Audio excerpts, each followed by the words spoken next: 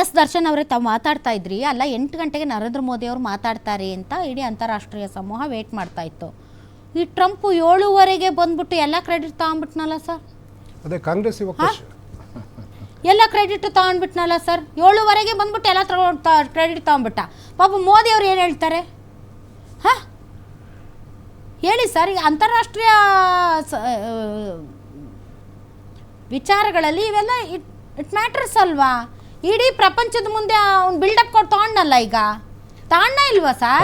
ತಗೊಳ್ಳೋದು ಅನ್ನೋದಕ್ಕಿಂತ ಬಿಲ್ಡಪ್ ತಗೊಂಡ. ನಾನು ಹೇಳ್ದಂಗೆ ಕೇಳಿದ್ರು ಅಂತ ಅವ್ನು ಮಾತಾಡಾದ್ಮೇಲೆ ನಮ್ಮ ನರೇಂದ್ರ ಮೋದಿ ಅವರು ಮಾತಾಡಿದ್ರು ಅಲ್ಲ. ಅವ್ನು ನಿನ್ನೆಯಿಂದನೂ ಹೇಳ್ತಾ ಇದ್ದಾನೆ ನಾನು, ಅಥವಾ ಇದು ನರೇಂದ್ರ ಮೋದಿ ಅವರು ಲೈವ್ ಅಲ್ಲಿ ಮಾತಾಡಿದ್ದ ರೆಕಾರ್ಡೆಡ್ ಇದು ಅಂತ ನನಗೇನೋ ಅದು ಅನುಮಾನ ಇದೆ. ಮೋಸ್ಟ್ಲಿ ಏನಾದರೂ ರೆಕಾರ್ಡೆಡ್ ಇದ್ದರೆ ಏನೂ ಮಾಡೋಕ್ಕಾಗಲ್ಲ. ಲೈವ್ ಇರಲಿಕ್ಕಿಲ್ಲ. ಲೈವ್ ಇದ್ದಿದ್ರೆ ಟ್ರಂಪಿಂಗ್ ಹೇಳಿದ್ದಾನೆ ಅಂತ ಏನಾದರೂ ಉತ್ತರ ಕೊಡ್ತಿದ್ರು ಅವರು. ಮೋಸ್ಟ್ಲಿ ರೆಕಾರ್ಡೆಡ್ ಇರಬೇಕಿದು. Whatever. ಇವತ್ತು ಮೇಡಮ್ ನಮ್ಮ ದೇಶದ ರಾಜತಾಂತ್ರಿಕ ವಿಚಾರ ವ್ಯವಹಾರಗಳ ವಿಚಾರಕ್ಕೆ ತಲೆ ಹಾಕುವಂಥ ಕೆಲಸವನ್ನು ಟ್ರಂಪ್ ಮಾಡಿದ್ದಾನೆ. ಕೇವಲ ಆಯಿತು ಇವತ್ತು ನರೇಂದ್ರ ಮೋದಿ ಅವರು ಈಗ ಬಂದು ಭಾಷಣ ಮಾಡೋದಕ್ಕಿಂತ ನಿನ್ನೆ ಇವರೇ ಬಂದು ಹೇಳ್ಬೋದಿತ್ತಲ್ಲ ಬಿಫೋರ್ ಟ್ರಂಪು, ನಾನು ಇದಕ್ಕೆ ನನ್ನ ಹತ್ರ ಬೇಡ್ಕೊಂಡಿದ್ದಾರೆ, ಹಾಗಾಗಿ ನಾನು ನಿರ್ಧಾರ ತಗೊಳ್ತಾ ಇದ್ದೀನಿ. ಸಮಾಧಾನ ಆಗ್ತಿತ್ತು ಸರ್. ಅಲ್ಲಲ್ಲ, ಯಾಕೆಂದ್ರೆ ಅದು ರೆಸ್ಪಾನ್ಸಿಬಿಲಿಟಿ ಆಗ್ತಿತ್ತು. ಅವರೇ ಫೋನ್ ಮಾಡಿದ್ರು ಮೇ 10ನೇ ತಾರೀಕು ಮಧ್ಯಾಹ್ನ ನಮ್ಮ DGMOಗಳಿಗೆ ದಯವಿಟ್ಟು ನಿಲ್ಲಿಸಿ, ನಾವು ಇನ್ಮೇಲೆ ಸರಿಯಾಗಿ ನಡ್ಕೋತೀವಿ, ನಾವು ಭಯೋತ್ಪಾದನೆಗೆ ಕುಮ್ಮಕ್ಕೆ ಕೊಡೋದಿಲ್ಲ, ನಾವು ಸೇನಾ ಕಾರ್ಯಾಚರಣೆಯನ್ನು ನಿಲ್ಲಿಸ್ತಾ ಇದ್ದೀವಿ, ನೀವು ನಿಲ್ಲಿಸಿ ಅಂತ ಕೇಳಿದರು. ಅದಕ್ಕೆ ನಾವು ನಮ್ಮ ಉದ್ದೇಶ ಈಡೇರ್ತು. ನಾವು ಒಂದು ಮೆಸೇಜ್ ಕೊಡಬೇಕಾಗಿತ್ತು, ಕೊಟ್ವಿ. ನಾವು ಏನೇನು ಮಾಡಬೇಕೋ ನಿರ್ನಾಮ ಮಾಡಿದ್ದೀವಿ ಅಂತ ಹೇಳಿದ್ದಿದ್ರೆ ಅದು ಮಾಡಿಲ್ಲಲ್ಲ, ಸಮಾಧಾನ. ಅವತ್ತು 8 ಗಂಟೆಗೆ ಪ್ರೆಸ್ ಮೀಟ್ ಇದೆ ನರೇಂದ್ರ ಮೋದಿ ಅವ್ರದ್ದು. 7:15ಗೆ ಬಂದ್ಬಿಟ್ಟು ಈ ಮನುಷ್ಯ if you don't stop you are not going to do any trade ಅಂತ ಅಂದ್ಬಿಟ್ರಂತೆ. ಓಕೆ ಯು ಗೋನಾ ಸ್ಟಾಪ್ ಅಂತ ಇಂಡಿಯಾ ಪಾಕಿಸ್ತಾನ ಅಂದ್ಬಿಟ್ರಂತೆ. This is really bad. ಮತ್ತು ಇನ್ನೊಂದು ಮೇಡಮ್, ಅವ್ನು ಮಾತಾಡಿರೋದು 7:15ಗೆ, ಬಟ್ ನಿನ್ನೆ ಮಧ್ಯಾಹ್ನದೊಳಗಡೆ ಅವನು ಟ್ವಿಟರ್ಲ ಹಾಕಾಗಿತ್ತು, ನಾನು ಮಾತಾಡಿದ್ದೀನಿ, ನನ್ನ ಮಾತಿಗೆ ಗೌರವ ಕೊಟ್ಟಿದ್ದಾರೆ ಅಂತೇಳಿ. ಈಗ ನೋಡಿದ್ರೆ ನನಗೆ ಹೆದರಿದ್ದಾರೆ, ಅವರಿಗೆ ಎಚ್ಚರಿಕೆ ಕೊಟ್ಟಿದ್ದೀನಿ ಅನ್ನುವಂಥ ಮಾತನ್ನು ಆತ ಹೇಳುವಂಥ ಕೆಲಸ ಮಾಡಿದ್ದಾನೆ. ಅದೇನೇ ಇರಲಿ, ಈ 5 ಗಂಟೆಗೆ ಏನು ವಿರಾಮ ಅಂತ ಹೇಳ್ತಾರೆ, ಅದಾದಮೇಲೆ ಮತ್ತೆ ಅವ್ರು ಗುಂಡಿನ ದಾಳಿ ಮಾಡಿದರು. ಇಬ್ಬರು ನಮ್ಮ ಆಫೀಸರ್ಗಳು ಹುತಾತ್ಮರಾದ್ರಲ್ಲ, ಅದಕ್ಕೇನು ಹೇಳ್ತಾರೆ ನರೇಂದ್ರ ಮೋದಿಯವರು? ಮತ್ತೆ ಅವ್ರು ಬಾಲ ಬಿಚ್ಚಿದ್ರಲ್ಲ ಮೇಡಮ್. ನಮ್ಮ ದೇಶದೊಳಗಡೆ ಏನು ಅನಾಹುತ ಆಗಿದೆ ಅನ್ನೋದ್ರ ಬಗ್ಗೆ ಮೋದಿಯವರು ಏನು ಹೇಳಿದರು, ನಾವೆಲ್ಲ ಮೇಲ್ಗಡೆ ಉಡಿಸ್ ಮಾಡಿದ್ವಿ ಅಂತಂದರು. ಆದರೆ ಪೂಂಚಲಿ ಪ್ರತಿಯೊಂದು ಕಡೆ ಯೋಧರು ಬಂದು ಹೇಳಿರೋ ಪ್ರಕಾರ 16 ಜನ ಮೊದಲನೇ ದಿನ ನಾಗರಿಕರು ಹುತಾತ್ಮರಾಗ್ತಾರೆ. ಹೇಳಿದ ಹಾಗೆ ನಡೆದುಕೊಳ್ಳೋದು ಸ್ವಲ್ಪ ಕಷ್ಟ ಚೀನಾ. ಬಟ್ ಒಳ್ಳೆ ಅವಕಾಶ ಇತ್ತು. ಸ್ಟ್ರಾಂಗ್ ಡಿಸಿಷನ್ ಕೂಡ ಕಾಂಗ್ರೆಸ್ ಹಂಗೆ ಮಾಡ್ತು, ಕಾಂಗ್ರೆಸ್ ಹಿಂಗೆ ಮಾಡ್ತು ಅಂತಾನೆ ಹೇಳ್ತಾನೆ ಇರ್ತಾರೆ. It's okay. ಕಾಲಕ್ಕೆ ತಕ್ಕಂತೆ ಇವಾಗ ನರೇಂದ್ರ ಮೋದಿ ಅವರು ಏನು ಹೇಳಿದ್ರು, ನ್ಯೂ ಏಜ್ ವಾರ್ಫೇರ್ಗೆ ಸ್ವಾಗತ ಅಂತ.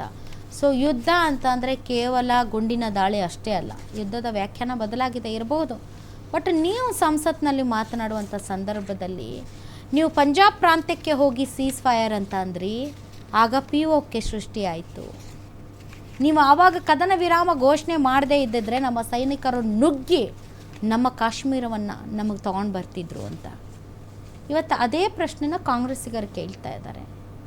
ಪಾಕಿಸ್ತಾನವನ್ನು ಬಗ್ಗು ಬಡಿದು POKನ ನಮ್ಮದಾಗಿಸಿಕೊಳ್ಳುವಂಥ ಎಲ್ಲ ರೀತಿಯಾದಂತಹ ಸಂದರ್ಭಗಳಿದ್ದರೂ ಕೂಡ ನೀವು ಯಾಕೆ ಸೀಸ್ ಫೈರ್ ಘೋಷಣೆ ಮಾಡಿದ್ರಿ ಅಂತ. ಅಲ್ಲ, ಈಗಲೂ ಕಾಲ ಮಿಂಚಿದ್ದೇನಲ್ಲ, ಇವತ್ತು ಕಾಲ ಮಿಂಚಿದ್ದಲ್ಲ, ಈಗಲೂ ನುಗ್ಗೋದಕ್ಕೆ ತಯಾರಿಗಳು ನಡೀತದೆ, ನಿಲ್ಲೋದಿಲ್ಲ. ಈಗೇನು ಕಾಂಗ್ರೆಸ್ನವ್ರ ಬಗ್ಗೆ ನಾನು ಮಾತಾಡೋಕ್ಕೆ ಮನಸ್ಸು ಬರಲ್ಲ. ಯಾಕಂದರೆ ಮೋದಿಯವರು ಹೇಳ್ಬಿಟ್ಟಿದ್ದಾರೆ, ದೇಶಕ್ಕೆ ಭಾಳ ದೊಡ್ಡ ಸೇವೆ ಕೊಟ್ಟಿದ್ದಾರೆ ಕಾಂಗ್ರೆಸ್ಸವರು, ಎಲ್ಲರೂ ಒಗ್ಗಟ್ಟಾಗಿ ಬೆಂಬಲ ಕೊಟ್ಟಿದ್ದಾರೆ ಅಂತ. ಹಾಗಾಗಿ ನಾನು ಅವ್ರನ್ನ ಮತ್ತೆ ಎಳೆಯೋಕ್ಕೆ ಹೋಗಲ್ಲ. ಬಟ್ ಇವತ್ತು ನಿಮ್ಗೆ ಅನ್ಸಲ್ವಾ ಸರ್, POK ವಶಪಡಿಸಿಕೊಳ್ಳಿ ನಮ್ಮ ಉದ್ದೇಶ ಈಡೇರ್ತಾ POKನ ವಶಪಡಿಸಿಕೊಳ್ಳಬಹುದಾದಂತಹ ಮತ್ತು ನಮ್ಮ ಏನು ಭಾಳ ವರ್ಷಗಳಿಂದ ನಾವು ಯಾವತ್ತೂ ಕೂಡ ಈ ಥರದ ಹೆಜ್ಜೆ ಇಟ್ಟಿರಲಿಲ್ಲ, ಹೌದಾ ಸರ್? ಮಾತುಕತೆ ಅಂದ್ಕೊಂಡೆ ಅತ್ಯಂತ ಸಹನೆ ಮತ್ತು ತಾಳ್ಮೆಯಿಂದ ಪ್ರದರ್ಶನ ಮಾಡ್ತಾಯಿದ್ವಿ. ಒಂದು ಸಲ ತೀರ್ಮಾನ ತೆಗೆದುಕೊಂಡ್ರೆ ವಾಟ್ ಮೇ ಕೆಲಸ ಆಗೋವರೆಗೂ ಮಾಡಬಾರ್ದು, ಹೋಗಬಾರ್ದು, ಹೋದರೆ ಕೆಲಸ ಆಗಬೇಕು, ಅಲ್ಲ ಅರ್ಧಕ್ಕೆ ನಿಲ್ಲಿಸಬಾರ್ದು. ಅದಾಗಲೇ ಈಗಾಗಲೇ ಮೋದಿಯವರು ಅದನ್ನು ಸ್ಪಷ್ಟಪಡಿಸಿದ್ದಾರೆ, ಆ ಕೆಲಸ ನಿಲ್ಲಲ್ಲ, ಅದು ಹಾಗೇ ಆಗ್ತದೆ. ಇವತ್ತೇನು ದೇಶಕ್ಕಾಗಿ ಅವರು ತಗೊಂಡಿರ್ತಕ್ಕಂಥ ನಿರ್ಣಯಗಳು ಕ್ರಮಬದ್ಧವಾಗಿ ಸರಿಯಾದ ರೀತಿಯಲ್ಲಿದೆ. ಇವತ್ತು ಟ್ರಂಪ್ ವಿಷಯ ಮಾತಾಡಿಲ್ಲ ಅಂತ ಕೆಲವರು ಮಾತಾಡ್ತಾರೆ. ಟ್ರಂಪ್ ವಿಷಯ ಮಾತಾಡೋಕ್ಕೆ ಟ್ರಂಪ್ನ ಲೆಕ್ಕಕ್ಕೆ ತೊಗೊಂಡಿಲ್ಲ, ಇಗ್ನೋರ್ ಮಾಡಿದ್ದಾರೆ ಅವರು ಮೋದಿಯವರು. ಅವನು ಲೆಕ್ಕಕ್ಕೆ ತೊಗೊಂಡಿಲ್ಲ. ಅವನು ಅಮೆರಿಕ ಅಧ್ಯಕ್ಷ ಅಂದ್ರೂ ಆತನ ಯಾವ ಲೆಕ್ಕಕ್ಕೂ ತೊಗೊಳ್ದೇ ಮಾತಾಡಿದ್ರು. ಆತನಿಗೆ ಬಗ್ಗೆ ಏನು ಚೂರು ಮಾತಾಡಿದರೆ ಅವ್ರಿಗೆ ಇಂಪಾರ್ಟೆನ್ಸ್ ಕೊಡ್ತಾ ಇದ್ದಂಗೆ ಆಯ್ತಾಯಿತ್ತು. ನಮ್ಮ ದೇಶ ಅವನ ತಲೆ ಬಾಗ್ಬೇಕಾದ ಅವಶ್ಯಕತೆ ಇಲ್ಲ. ಏನ್ ಮಾತಾಡ್ತಿದ್ರ? ಇದೇನು ಚಿನಾರಾಮು ಮತ್ತು ದರ್ಶನ್ ಅವ್ರದ್ದು ಡಿಬೇಟ್ ಅನ್ಕೊಂಡಿದ್ದೀರಾ ನೀವು? ಅಲ್ಲ, ಆದ್ರೂ ಅವನ ಬಗ್ಗೆ ಮಾತಾಡ್ಬೇಕಾದ ಅವಶ್ಯಕತೆ ನಮ್ಗಿಲ್ಲ. ನಮ್ಮ ದೇಶಕ್ಕೆ ರಾಧಾಯಿರೇಗೌಡರು ಡಿಬೇಟ್ ಅನ್ಕೊಂಡಿದ್ದೀರಾ ಇದನ್ನ ನೀವು? ಅಮೆರಿಕ ಅಧ್ಯಕ್ಷರಿ ಅವನು ಇರ್ಬೋದು, ನಮ್ಮ ದೇಶಕ್ಕೆ ಆತ್ಮ ಸಾರ್ವಭೌಮತ್ವ ಅಲ್ಲ. ಅಲ್ಲ, ನಮ್ಮ ದೇಶಕ್ಕೆ ನಾವೇ ಸಾರ್ವಭೌಮರು ಅಲ್ಲ.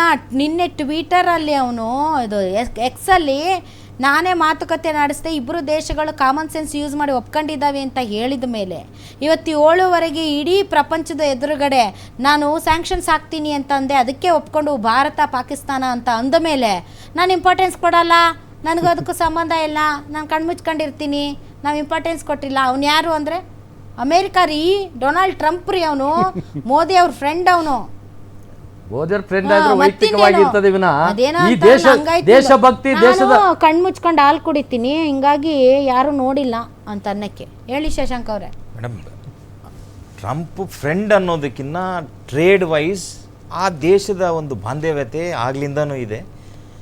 ಸೊ ನೀವು ಹೇಳ್ತಿರೋದು ಪ್ರತಿಯೊಬ್ಬರ ಮನಸ್ಸಲ್ಲಿರೋ ಮಾತೆ ಅದಿದೆ.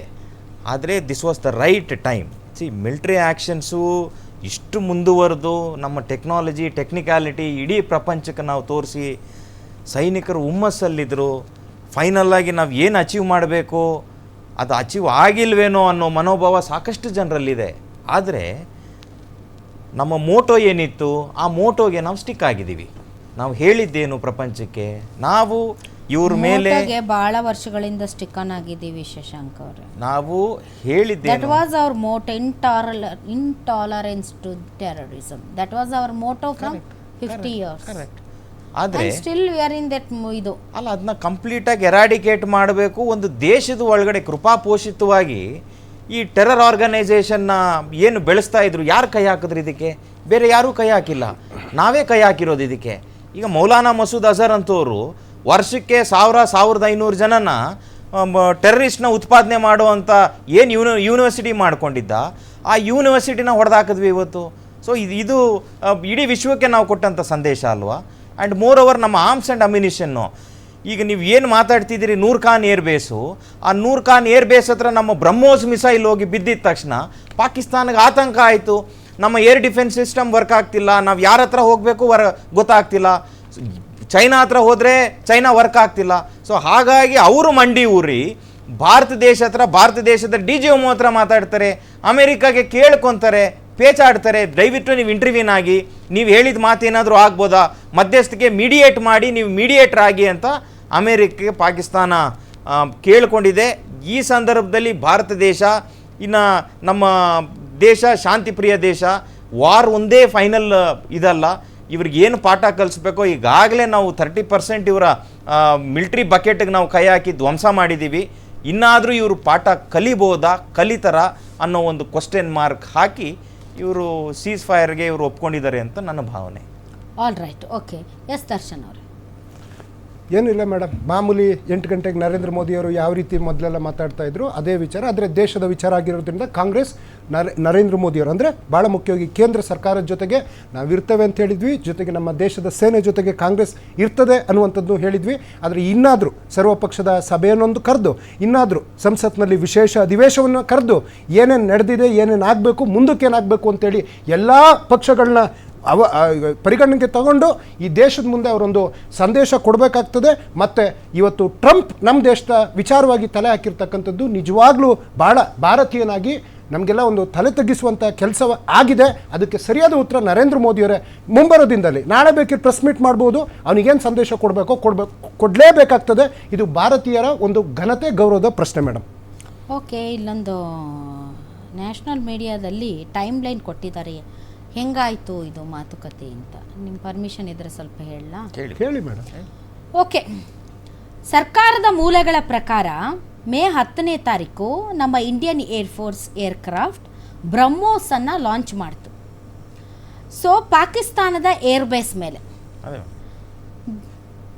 ಇಂಪ್ಯಾಕ್ಟ್ ಏನು ಅಂತಂದರೆ, ಚಕ್ಲಾಲ ರಾವಲ್ಪಿಂಡಿ ಹತ್ರ ಪಂಜಾಬ್ ಪ್ರಾವಿಯನ್ಸಲ್ಲಿ ಏವಿಯೇಷನ್ನು ಲಾಜಿಸ್ಟಿಕ್ಸ್ಗಳನ್ನು ಇನ್ಸ್ಟಾಲೇಷನ್ ಮಾಡಿದಂಥ ಜಾಗ ಅದು, ಪಾಕಿಸ್ತಾನ ಮಿಲಿಟರಿದು. ಸೊ ಅಲ್ಲಿ ಈ ಒಂದು ಮಿಸೈಲ್ ಹೋಗಿ ಸ್ಟ್ರೈಕ್ ಮಾಡುತ್ತೆ. ಸ್ಟ್ರೈಕ್ ಮಾಡ್ತಾ ಇದ್ದ ಹಾಗೆ ಏರ್ ಬೇಸ್ಗೆ ಸಿಕ್ಕಾಪಟ್ಟೆ ಡ್ಯಾಮೇಜ್ ಆಗುತ್ತೆ. ಈ ಒಂದು ಏರ್ ಬೇಸ್ಗೆ ಸ್ಟ್ರೈಕ್ ಮಾಡಿದ ಮೇಲೆ ಪಾಕಿಸ್ತಾನ ವಿಲವಿಲ ಅಂತ ಒದ್ದಾಡುತ್ತೆ. ಯಾಕೆ ಅಂತಂದರೆ ಆ ನ್ಯೂಕ್ಲಿಯರ್ ಇನ್ಸ್ಟಾಲೇಷನ್ ಏನಿದೆ ಅದು ಜಸ್ಟ್ ಆ ಒಂದು ಏರ್ ಬೇಸ್ ಪಕ್ಕನೇ ಇರೋದ್ರಿಂದ ಇದ್ದಕ್ಕಿದ್ದಂತೆ ಭಾರತದ ಇಂಟೆಲಿಜೆನ್ಸ್ ಏಜೆನ್ಸಿಗೆ ಆ ಕಡೆಯಿಂದ ಹೈ ಅಲರ್ಟ್ ಮೆಸೇಜಸ್ಸು ಫ್ಲ್ಯಾಶ್ ಆಗೋದಕ್ಕೆ ಶುರುವಾಗುತ್ತೆ. ಯಾಕೆ ಅಂತಂದರೆ ಭಾರತ ಪಾಕಿಸ್ತಾನದ ನ್ಯೂಕ್ಲಿಯರ್ ಕಂಟ್ರೋಲ್ ಇನ್ಫ್ರಾಸ್ಟ್ರಕ್ಚರ್ ಮೇಲೆ ದಾಳಿ ಮಾಡಬಹುದು ಅನ್ನುವಂತಹ ಒಂದು ಭಯದಲ್ಲಿ ಅಲರ್ಟ್ ಮೆಸೇಜ್ಗಳನ್ನು ಪಾಸ್ ಮಾಡುತ್ತೆ ಪಾಕಿಸ್ತಾನ. ಆದರೆ ನಮ್ಮ ಸ್ಟ್ರಾಟಜಿ ಆ ಪರಮಾಣು ಏನು ಇನ್ಫ್ರಾಸ್ಟ್ರಕ್ಚರ್ ಇತ್ತು ಅಲ್ಲಿ ಟಾರ್ಗೆಟ್ ಮಾಡೋದಲ್ಲ, ಏರ್ ಬೇಸ್ ಟಾರ್ಗೆಟ್ ಮಾಡೋದು. ಸೊ ಆಗ ಇದ್ದಕ್ಕಿದ್ದಂತೆ ಪಾಕಿಸ್ತಾನ ಹೆದರಿ ಯುನೈಟೆಡ್ ಸ್ಟೇಟ್ಸ್ಗೆ ಅರ್ಜೆಂಟ್ ಇಂಟರ್ವೆನ್ಷನ್ಗೆ ಕರೆ ಮಾಡುತ್ತೆ. ದಯವಿಟ್ಟು ನೀವು ಬನ್ನಿ, ಇವರು ನಮ್ಮ ಈ ಥರ ನ್ಯೂಕ್ಲಿಯರ್ ಏನು ಪ್ಲ್ಯಾಂಟ್ಸ್ ಎಲ್ಲ ಏನೇನಿದ್ದಾವೆ ಅದ್ರ ಮೇಲೆ ಟಾರ್ಗೆಟ್ ಮಾಡ್ತಾ ಇದ್ದಾರೆ. ಯಾಕಂದರೆ ಜಸ್ಟ್ ಇದು ನಮ್ಮ ಏರ್ಪೋರ್ಟ್ಗಳು ಏರ್ ಬೇಸ್ ಜಸ್ಟ್ 50 ಕಿಲೋಮೀಟರ್ಸ್ ದೂರ ಇದೆ ಅಂತ ಹೈ ಅಲರ್ಟ್ ಮೆಸೇಜನ್ನು ಅಮೇರಿಕಕ್ಕೆ ಕೊಡುತ್ತೆ. ಅಮೇರಿಕಾ ದಯವಿಟ್ಟು ಮಧ್ಯಸ್ಥಿಕೆ ವಹಿಸಬೇಕು ಅಂತ. ಆಗ ಅಮೇರಿಕಾ ಫಸ್ಟ್ ಹಾಟ್ಲೈನ್ ಮೂಲಕ ಭಾರತಕ್ಕೆ ಕಾಲ್ ಮಾಡಿ ಈ ವಿಚಾರದ ಬಗ್ಗೆ ಮಾತಾಡಿ ಅಂತ ಹೇಳುತ್ತೆ. ಆಗ ಪಾಕಿಸ್ತಾನಿ ಸೈಡಿಂದ ಆ್ಯಕ್ಟಿವಿಟೀಸ್ ಆರಂಭ ಆಗುತ್ತೆ. ಮೇ 10ನೇ ತಾರೀಕು ಭಾಳ ಅಗ್ರೆಸಿವ್ ಆಗಿ ಹಾಟ್ಲೈನ್ ಮೂಲಕ ಮೇಜರ್ ಜನರಲ್ ಕಾಶಿಫ್ ಅಬ್ದುಲ್ಲಾ, ಪಾಕಿಸ್ತಾನದ DGM, ನಮ್ಮ DGM ಲೆಫ್ಟಿನೆಂಟ್ ಜನರಲ್ ರಾಜೀವ್ ಘಾಯ್ ಅವರಿಗೆ ಕಾಲ್ ಮಾಡ್ತಾರೆ. ಸರಿಯಾಗಿ 3:35 ಆಮೇಲೆ 2 DGMಗಳು ಮಾತುಕತೆ ನಡೆಸ್ತಾರೆ. ಫಾರಿನ್ ಸೆಕ್ರೆಟರಿ ವಿಕ್ರಮ್ ಮಿಸ್ರಿಗೆ ಇದನ್ನು ಕನ್ಫರ್ಮ್ ಮಾಡ್ತಾರೆ. ವಿಕ್ರಮ್ ಮಿಸ್ರಿ ಅವರು ಇದನ್ನು ಅನೌನ್ಸ್ ಮಾಡ್ತಾರೆ. ಇದಾದ ಮೇಲೆ ಮಾತುಕತೆ ಇನ್ನೂ ಮುಂದುವರಿಯುವಂತಹ ಸಾಧ್ಯತೆ ಇದೆ ಅಂತ ಹೇಳಲಾಗ್ತಾ ಇರುತ್ತೆ. ಇಲ್ಲಿ ಎಲ್ಲೂ ಕೂಡ ಟ್ರಂಪ್ ಫೋನ್ ಮಾಡಿದ್ರು, ಅವರ ವಿದೇಶಾಂಗ ಕಾರ್ಯದರ್ಶಿ ಫೋನ್ ಮಾಡಿದರು, ಅವರ ಉಪರಾಷ್ಟ್ರಪತಿಗಳು ಫೋನ್ ಮಾಡಿದರು ಅನ್ನೋ ವಿಚಾರ ಇಲ್ಲ ಇಲ್ಲಿ. ಬಟ್ ಟ್ರಂಪ್ ಕ್ಲೇಮ್ ಮಾಡ್ತಿದ್ದಾನಲ್ಲ, ಅಲ್ಲಿ ಕ್ರೆಡಿಟ್ ತಗೊಳ್ಳೋದಕ್ಕೆ Trump is not a ordinary man. ಎಲ್ಲ ಮೆಜೆಸ್ಟಿಕಲ್ಲಿ ಫುಟ್ಪಾತಲ್ಲಿ ಮಲ್ಕೊಂಡ್ರೆ ಮನುಷ್ಯ ಅಲ್ಲ ಟ್ರಂಪು. ಅಮೇರಿಕಾದಂತಹ ದೇಶದ ಇವರವರು ಅಧ್ಯಕ್ಷರವರು ಡೊನಾಲ್ಡ್ ಟ್ರಂಪು. ಅಂತಹ ಡೊನಾಲ್ಡ್ ಟ್ರಂಪು ಊರಿಗೆ ಮುಂಚೆ ಬಂದು ನಾನು ವ್ಯಾಪಾರ ವಹಿವಾಟು ಸ್ಥಗಿತಗೊಳಿಸ್ತೇನೆ ಅಂದ ತಕ್ಷಣ ಎದುರುಬಿಟ್ಟು 2 ದೇಶಗಳು ಒಪ್ಕೊಂಡ್ಬಿಟ್ಟಿದ್ದಾವೆ ಅಂತ 1 ಸಲ ಅಲ್ಲ 2 ಸಲ ಅಲ್ಲ ಪದೇ ಹೇಳಿದರು. ನಮ್ಮ ಸರ್ಕಾರವಾಗಲಿ, ನಮ್ಮ ವಿದೇಶಾಂಗ ಇಲಾಖೆಯ ಕಾರ್ಯದರ್ಶಿಗಳಾಗಲಿ, ನಮ್ಮ ವಿದೇಶಾಂಗ ಸಚಿವರಾಗಲಿ ಯಾರೂ ಕೂಡ ಇದ್ರ ಬಗ್ಗೆ ಏನೂ ಮಾತಾಡಲ್ಲ ಅಂತಂದರೆ ಈ ವ್ಯಾಕ್ಯೂಮ್ ಭಾಳಷ್ಟು ಮಿಸ್ಅಂಡರ್ಸ್ಟ್ಯಾಂಡಿಂಗ್ಸ್ಗೆ ಕಾರಣ ಆಗುತ್ತೆ, ಮಿಸ್ಇನ್ಫಾರ್ಮೇಷನ್ಗೆ ಕಾರಣ ಆಗುತ್ತೆ, ಮೌನಂ ಸಮ್ಮತಿ ಲಕ್ಷಣಂ ಆಗುತ್ತೆ. ಮತ್ತು ಇಡೀ ಭಾರತಕ್ಕೆ ನೀವು ಪಾಕಿಸ್ತಾನದ ಜೊತೆಗೆ ನೀವು ಯಾಕೆ ಯುದ್ಧ ಮಾಡಲಿಲ್ಲ, ಪಾಕಿಸ್ತಾನವನ್ನು ಯಾಕೆ ಇನ್ನೂ ಬಗ್ಬಡಿಲಿಲ್ಲ?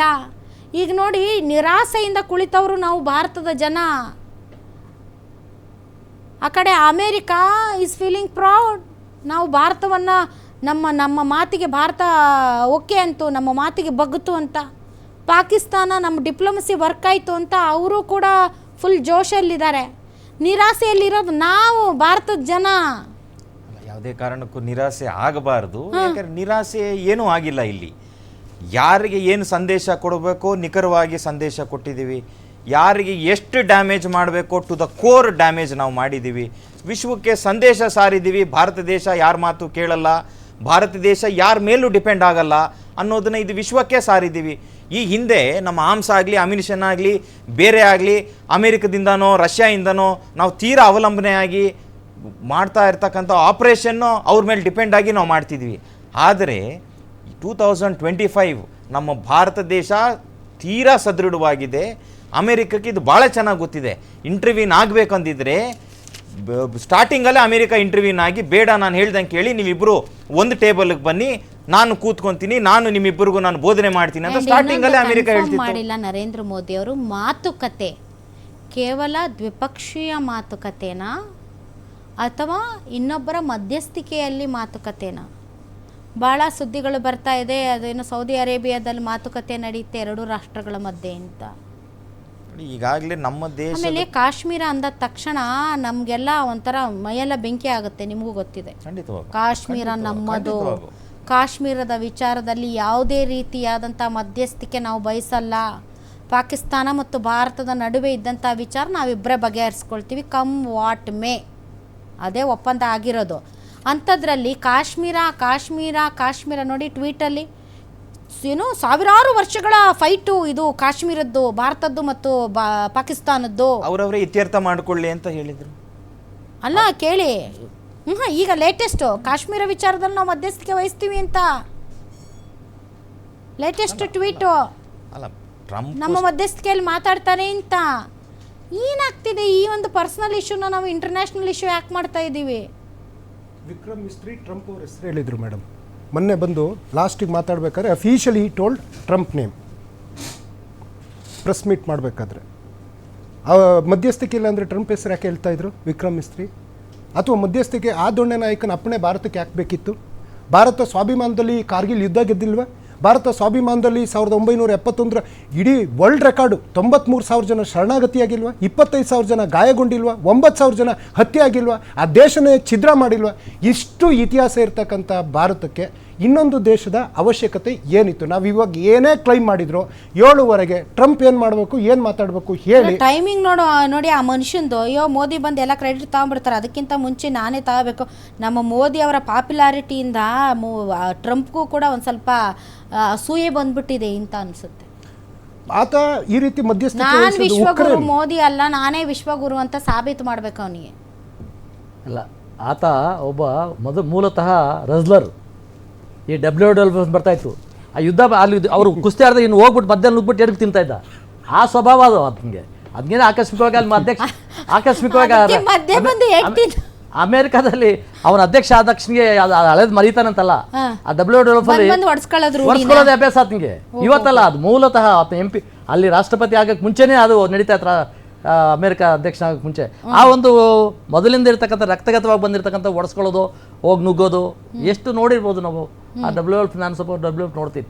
ನೋಡಿದಾಗ ಅದ್ರ ಹೊಡಿಸ್ತಾ ಇದ್ದ ರೀತಿಗಳು ನೋಡಿದಾಗ ಅಯ್ಯೋ ಅನ್ಸುತ್ತದು, ಏನೋ ಎತ್ತೆತ್ತು ಕುಗ್ತಾರೆ ತಿನ್ನ ಅಂತ. ಎತ್ನ ಹೋಗಿ ಅಮೆರಿಕ ಅಧ್ಯಕ್ಷ ಆಗವನೆ. ನಾವು ಅದ್ರ ಬಗ್ಗೆ ನಾವು ಆತನ ಡಿಗ್ನಿಟಿ ಬಗ್ಗೆ ನಾವು ಮಾತಾಡೋದು. ಆದ್ರೆ ಒಂದು ನಮ್ಮ ದೇಶದ ವಿಷಯದ ತಲೆ ಹಾಕಕ್ಕೆ ಆತನಿಗೆ ಅಧಿಕಾರ ಇಲ್ಲ.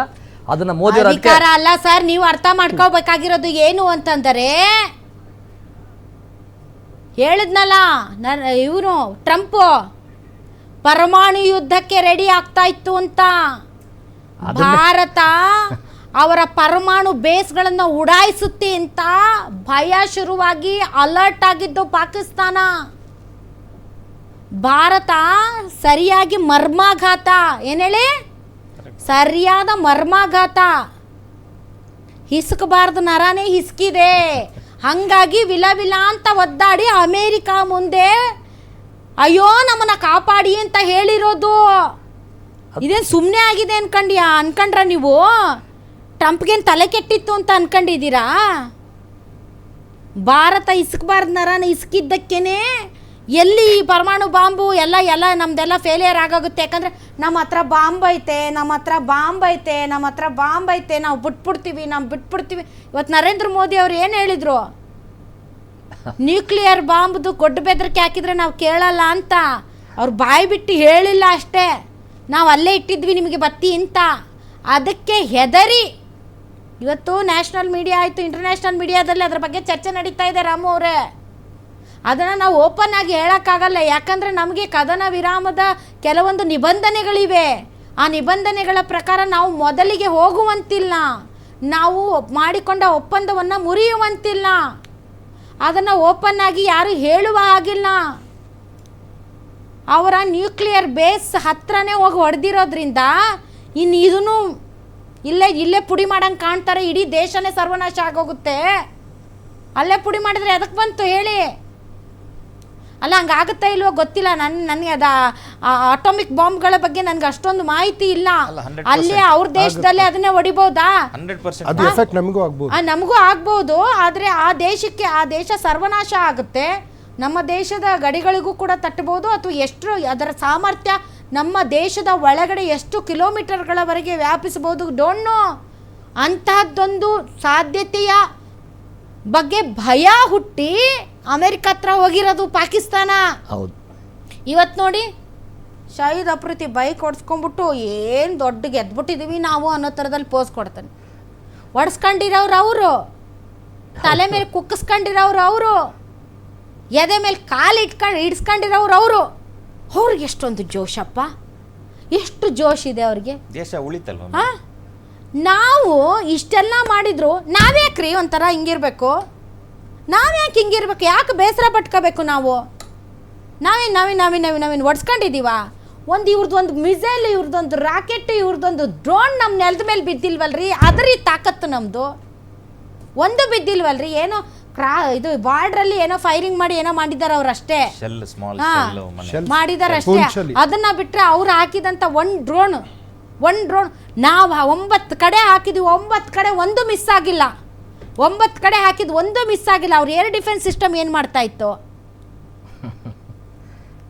ನಾವ್ ಯಾಕ್ರಿ, ನನ್ಗೆ ಅದೇ ಅನಿಸ್ತಾ, ನಾನು ಯೋಚನೆ ಮಾಡ್ತಾ ಇದ್ದೆ, ನಾವ್ ಯಾಕೆ ಇಷ್ಟು ಭಾರತೀಯರು ಇಷ್ಟು ಬೇಸರದಲ್ಲಿ ಇಷ್ಟು ನಾವ್ ಯಾಕೆ ಹಿಂಗಿರ್ಬೇಕು? ಏನು ಇಲ್ಲದೆ ಒಡ್ಸ್ಕೊಂಡವ್ರು ಬಿಲವಿಲ್ಲ ಅಂತ ಒದ್ದಾಡ್ದವ್ರೆ, ಆರಾಮಾಗಿ ಅವರು ವಿಜಯೋತ್ಸವ ಮಾಡ್ತಾ ಇದಾರೆ. ಅಯ್ಯೋ ದೇವ್ರೇ, ಬದುಕಕ್ಕೊಂದು ಚಾನ್ಸ್ ಸಿಕ್ಬಿಡ್ತಲ್ಲಪ್ಪ ದೇವ್ರೇ ಅಂತ. ನಾವು ಹೊಡೆದವ್ರು ನಾವೆಷ್ಟು ಖುಷಿಯಾಗಿರ್ಬೇಕು ಹೇಳಿ, ಹೌದಲ್ವಾ? ಹೇಳಿ ಸರ್. ಅಲ್ಲ ಇವತ್ತು ಈ ಹಿಂದೆ ನಾನು ಹೇಳ್ದಂಗೆ ನಾವು ಬೇಸರ ಪಡುವಂಥದ್ದು ಏನಿಲ್ಲ. ನಾವು ಏನು ರೀಚ್ ಆಗಬೇಕೋ ನಾವು ರೀಚ್ ಆದ್ವಿ. ಈಗ ನಾನೊಂದು ಸೀನಿಯರ್ ಆಫೀಸರ್ಗೆ ಮಾತಾಡಿದಾಗ ಅವ್ರು ಹೇಳಿದ್ರು, ನಾವು ಹೊಡೆದಾಕಿದ್ದೀವಲ್ಲ ಪಾಕಿಸ್ತಾನದಲ್ಲಿ, ಅಲ್ಲಿ ಬಿದ್ದಿದೆಯಲ್ಲ ಡೆಬ್ರೀಸು, ಅದು ಕ್ಲೀನ್ ಮಾಡೋಕ್ಕೆ 4 ತಿಂಗಳು ಬೇಕಂತೆ. ಆ ರೇಂಜಿಗೆ ಡ್ಯಾಮೇಜ್ ನಾವು ಮಾಡಿದ್ದೀವಿ. ಆ್ಯಂಡ್ ಮೋರ್ ಓವರ್ ಪಾಕಿಸ್ತಾನ ಯಾವುದು ನಮ್ಮ ಮಿಲ್ಟ್ರಿ ಬಕೆಟ್ ಅಂತ ಹೇಳ್ತೀವಿ, ಮಿಲ್ಟ್ರಿ ಬಕೆಟ್ ಕೈ ಹಾಕಿಲ್ಲ, ನಾವು ನೇರ ಅವರ ಮಿಲ್ಟ್ರಿ ಬಕೆಟ್ಗೆ ಕೈ ಹಾಕಿದ್ದೀವಿ. ಯಾವಾಗ ನೂರ್ ಖಾನ್ ಏರ್ ಬೇಸ್ಗೆ ನಾವು ಕೈ ಹಾಕಿದ್ವಿ, ಪಾಕಿಸ್ತಾನದ ನರ್ವ್ ಮೇಡಮ್ ಅದು, ಅದಿಲ್ಲ ಅಂದರೆ ಆಗಲ್ಲ. ಏರ್ ರಿಫ್ಯೂಲಿಂಗ್ ಆಗಲಿ, ಬೇರೆ ಆಗಲಿ, ಲಾಜಿಸ್ಟಿಕ್ ಆಗಲಿ, ಫೈಟರ್ ಜೆಟ್ಸ್ ಆಗಲಿ, ಪಾರ್ಕ್ ಆಗಿರುವಂಥ ಜಾಗ. ಇನ್ನೊಂದೇನೆಂದರೆ, ಯಾವುದೇ ಒಂದು ದೇಶ ತನ್ನ ನ್ಯೂಕ್ಲಿಯರ್ ಎಲ್ಲಿದೆ, ವೆಪನ್ ಎಲ್ಲಿದೆ, ಸ್ಟೋರೇಜ್ ಎಲ್ಲಿ ಮಾಡಿದ್ದೀವಿ ಅಂತ ಯಾರಿಗೂ ಹೇಳಲ್ಲ. ಅದನ್ನು ಭಾರತ ದೇಶ ನಮ್ಮ ಬೇಹುಗಾರಿಕೆತನ, ನಮ್ಮ ಇಂಟೆಲಿಜೆನ್ಸ್ ರಾ ಅವರು ಅದನ್ನು ಟ್ರೇಸ್ ಮಾಡಿ, ಇವತ್ತು ನಮ್ಮ ಇಸ್ರೋದವರು ಅದಕ್ಕೆ ಎಲ್ಲಿದೆ ಏನು ಅಂತ ಲಾಂಗಿಟ್ಯೂಡ್ ಲ್ಯಾಟಿಟ್ಯೂಡ್ನ ಫಿಕ್ಸ್ ಮಾಡಿ, ನ್ಯೂಕ್ಲಿಯರ್ ವೆಪನ್ಸ್ ಇರುವಂತ ಜಕೀರಾ ಅಂತೆ ಹೆಸರು, ಅದಕ್ಕೆ ಜಕೀರಾ. ಭಾರತ ದೇಶದಿಂದ ನಾವು ಬಿಟ್ಟಿದ್ದೀವಿ. ಖಂಡಿತವಾಗೂ ನಮ್ಮ ಬ್ರಹ್ಮೋಸ್ ಮಾಡಿರೋ ಕೆಲಸ ಇವತ್ತು ಬ್ರಹ್ಮಾಸ್ತ್ರ ಅಂತೀವಿ ನಾವು. ಹೌದು. ಇನ್ನೊಂದು ವಿಚಾರ ನೋಡಿ, ನರೇಂದ್ರ ಮೋದಿ ಅವರು ಇನ್ನೊಂದು ಸೂಕ್ಷ್ಮವಾಗಿ ಹೇಳಿದ್ರು, ಹೋಮ್ ಮೇಡ್ ಶಸ್ತ್ರಾಸ್ತ್ರಗಳು, ಹೋಮ್ ಮೇಡ್.